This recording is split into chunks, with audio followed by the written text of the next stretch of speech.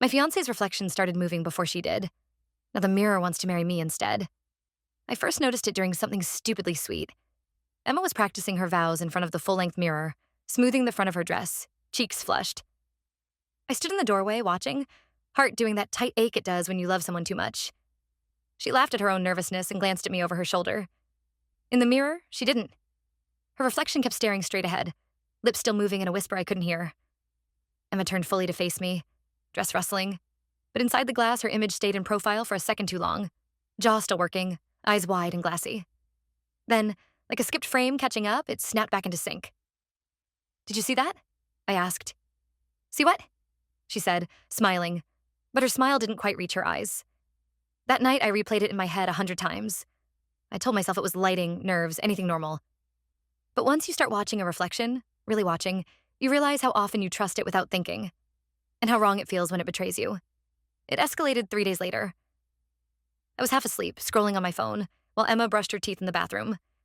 The door was open enough that I could see her in the mirror on the opposite wall. Her body was turned toward the sink, but her reflection had its head tilted toward me. Toes pointed at the sink, shoulders squared, but the face in the glass was angled out into the hallway, staring straight down at where I lay. The toothbrush moved lazily in her real hand, but in the mirror her arm was still, lips parted just a little, like she was about to say my name. "Emma?" My voice cracked. She spit in the sink, looked at herself, and only then did the reflection snap back, eyes flicking to meet her own. She turned toward me, brow furrowing. "You okay?" I didn't answer. I couldn't, because I suddenly realized the reflection wasn't late or early. It wasn't lagging. It was choosing. The next night, I woke up to whispering. Not the muffled neighbor kind, but the close, intimate sound of someone murmuring inches from your ear. The room was dark except for the streetlight bleeding around the curtains. Emma's side of the bed was empty and cold. My heart hammered as I followed the sound to the hallway. The whispering was coming from the bedroom mirror.